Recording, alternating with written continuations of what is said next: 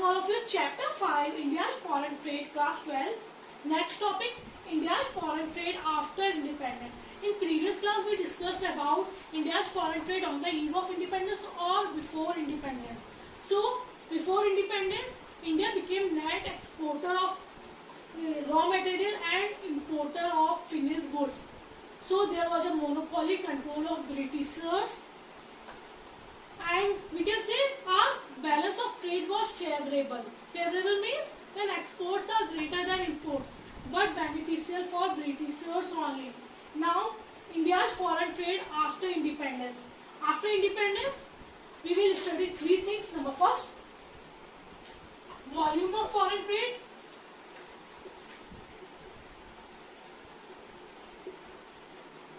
Number second, composition of foreign trade.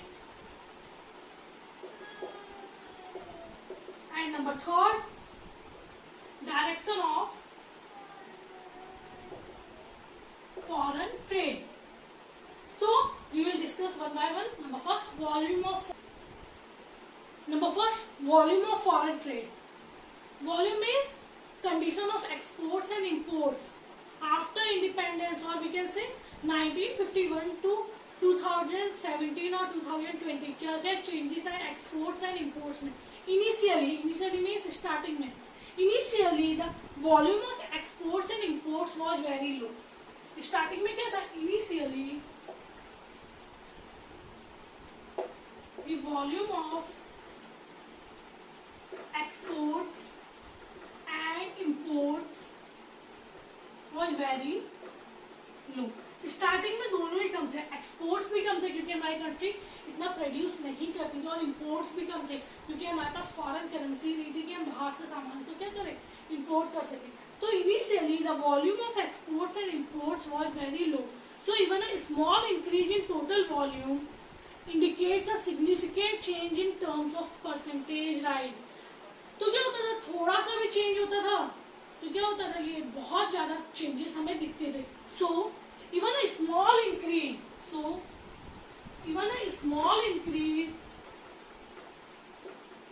in volume of trade indicates significantly, or we can say indicates a significant increase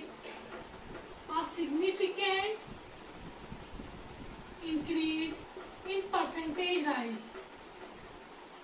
मतलब थोड़ा सा भी change आता था क्योंकि बहुत ज्यादा कम थे, तो थोड़े से भी चेंजेस आने पर परसेंटेज बहुत ज्यादा बढ़ जाते. तो इनिशियली कैसी कंडीशन थे, द वॉल्यूम ऑफ एक्सपोर्ट्स भी कम थे एंड इंपोर्ट्स दोनों ही क्या थे, आपके कम थे. Number second, while over time India's exports and imports have tended to rise.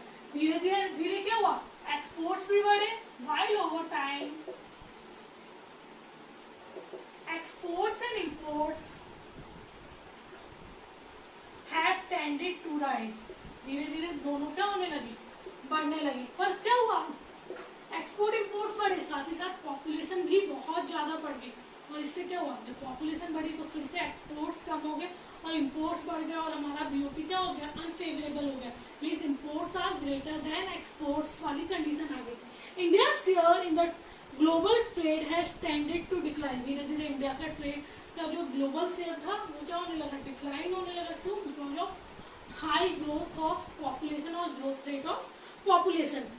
It decline from 1.8% to 0.5% in 1991. 1951 में जो हमारा ग्लोबल ट्रेड था वो कितना था, 1.8%. जो 1991 में रहकर कितना रह गया, 0.5%. इसका मेन रीजन था पॉपुलेशन इतनी ज्यादा बढ़ रही थी कि हम एक्सपोर्ट्स कम कर रहे थे और इंपोर्ट ज्यादा कर रहे थे. जो हमारा ग्लोबल ट्रेड था वो धीरे श्रंक हो गया था या कम हो गया था. तो number first, the volume of exports and imports was very low. Starting में दोनों ही लो थे.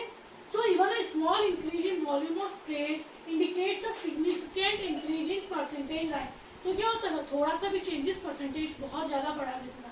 Number second, while over time धीरे एक्सपोर्ट्स भी बढ़े, इंपोर्ट्स भी बढ़े, पर क्या हुआ, ग्लोबल जो ट्रेड था उसमें हम क्या हो गए, पीछे हो गए. क्यों, क्योंकि पॉपुलेशन इतनी, जितना एक्सपोर्ट इंपोर्ट बढ़ता था पॉपुलेशन और बढ़ रही थी, और हमारा जो एक्सपोर्ट इंपोर्ट था 1951 में जो 1.8% था, वो सेल्फ होकर कितना रह गया 0.5%। नंबर थर्ड, इट इज और जब एलपीजी आया, एलपीजी आपका नेक्स्ट चैप्टर रहेगा लिबरलाइजेशन, प्राइवेटाइजेशन एंड ग्लोबलाइजेशन।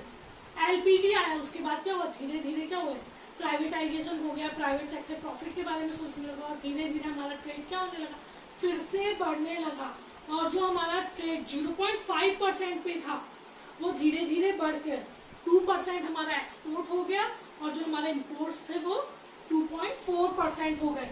तो जो हमारा ट्रेड था धीरे धीरे after LPG, economic reforms means after LPG, LPG means liberalisation, privatisation and globalisation. जो हमारा 1991 में जो हमारा ट्रेड 0.5% रह गया था वो बढ़कर एक्सपोर्ट्स हमारे बढ़कर 0.5% से कितना हो गए 2%, और जो इंपोर्ट ट्रेड था वो बढ़कर आपका कितना हो गया 2.4%। और ये सब क्यों हुआ, न्यू इकोनॉमिक पॉलिसी के आने के बाद, मतलब इकोनॉमिक रिफॉर्म्स के आने के बाद। क्लियर?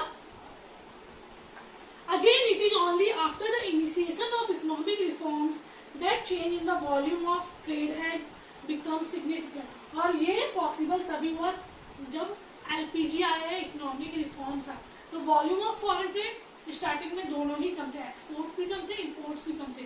एक टाइम ऐसा हुआ कि एक्सपोर्ट इंपोर्ट्स बढ़े, तो पॉपुलेशन के बढ़ने के साथ साथ क्या हुआ, जो 1951 में जो हमारा ट्रेड 1.8% था ग्लोबल ट्रेड या पूरे वर्ल्ड से, वो श्रंक होकर कितना रह गया 0.5%। आफ्टर एलपीजी, एलपीजी कब आया 1991 के बाद, न्यू इकोनॉमिक पॉलिसी, जो हमारा ट्रेड 0.5% था, प्राइवेटाइजेशन आ गया, ग्लोबलाइजेशन आ गया, लिबरलाइजेशन आ गया, तो अब प्राइवेट लोगों के हाथों, प्राइवेट के हाथों में सारी इंडस्ट्रीज वगैरह आ गई, तो हमारा ट्रेड धीरे धीरे बढ़ा, एक्सपोर्ट 2% हो गया और इम्पोर्ट 2.4% हो गया। Clear? Number second, composition of foreign trade. Composition of trade refers to items of exports and imports. कौन कौन से आइटम्स है, रेफर्स टू कंपोजिशन मीन्स कौन कौन से आइटम्स है जो एक्सपोर्ट और इंपोर्ट किए जाते हैं, मतलब कौन कौन सी चीजों में एक्सपोर्ट्स बढ़े और कौन कौन सी चीजों में इंपोर्ट्स बढ़े, या कौन सी चीजें हमारी कंट्री में मैन्युफैक्चर होने लगी या कौन सी चीजें हमारी कंट्री में बाहर से मंगाई जाने लगी।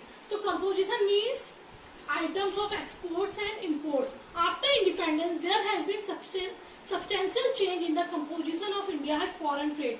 Number, बहुत सारे changes आए after independence. Number 4, decline in percentage share of agricultural exports.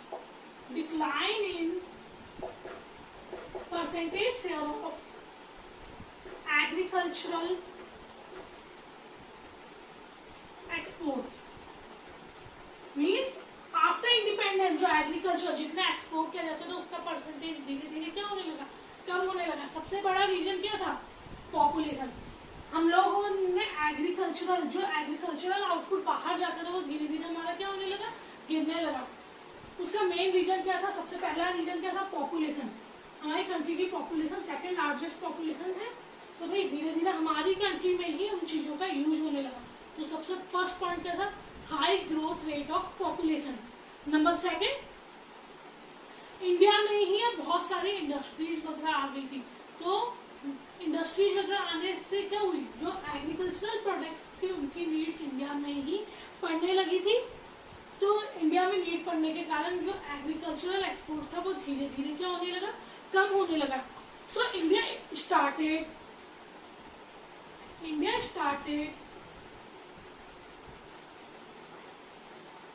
using its farm products. Farm products means agricultural products. Using its farm products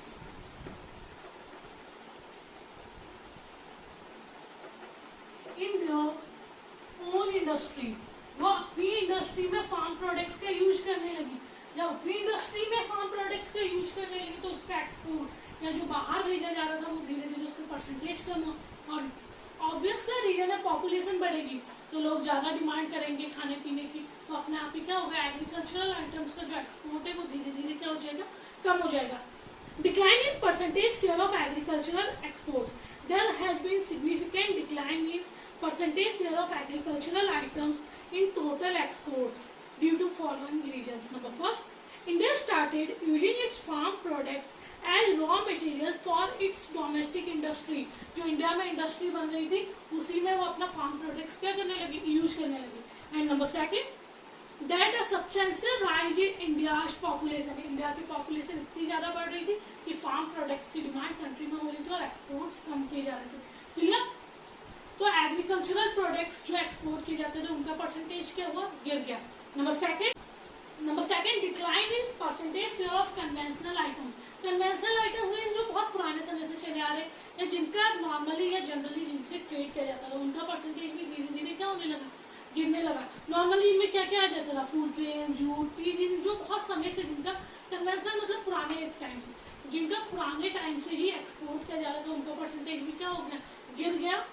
और इसका भी मेन रीजन क्या था भाई? अब ये जूट, फूड ग्रेन्स वगैरह अपनी कंट्री में डिमांड होने लगी और सेम रीजन सेकंड भी है कि अपनी कंट्री में इंडस्ट्रीज वगैरह बनने लगी, कॉटन इंडस्ट्री वगैरह, तो उसमें कॉटन वगैरह की डिमांड बढ़ने लगी थी। तो decline in percentage share of conventional item.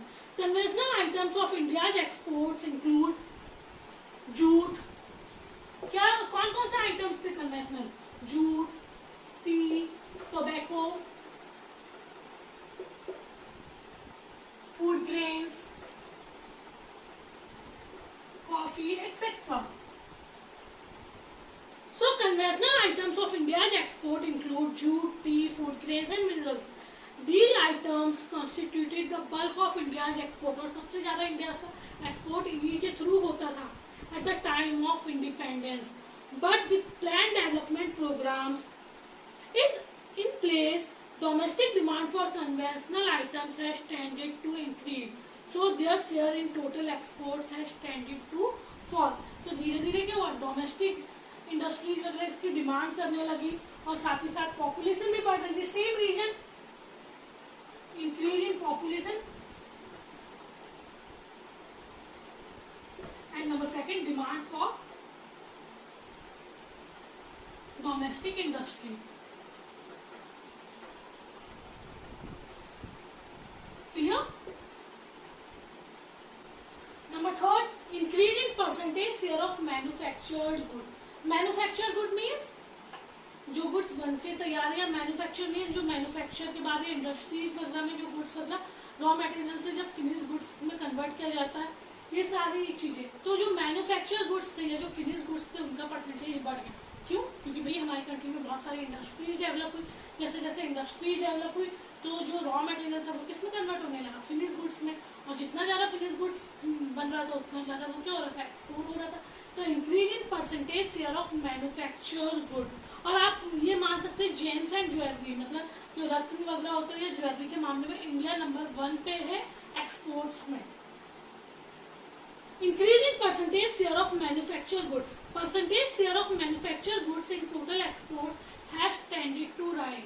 Presently gems and jewellery, gems मतलब ये जो रत्न वगैरह होते हैं ना, हीरा पन्ना वगैरह, James and jewellery in India highest export category of goods. जो जेम्स एंड ज्वेलरी है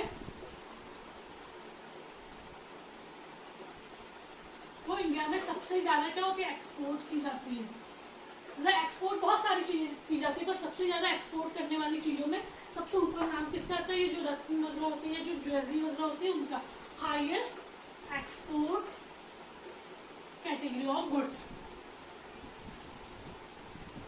This point to the fact that planned development program have started yielding results. और इससे पता चलता है कि जो हमने प्लानिंग्स वगैरह की उससे अच्छे रिजल्ट्स निकलते हैं कि हम मैन्युफैक्चर जो चीज हम कहाँ किस पे डिपेंड रहते थे? रॉ मटेरियल जो एक्सपोर्ट करते थे। हमने क्या एक्सपोर्ट किया? Manufacture good. तो हमारे जो प्लान प्रोग्राम्स थे उससे क्या हुआ? हमारी कंट्री का ग्रोथ एंड डेवलपमेंट हुआ। तो ये क्या हो गया आपका? Composition of foreign trade.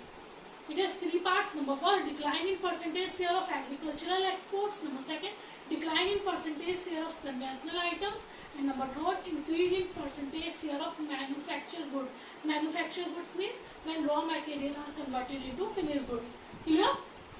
Thank you.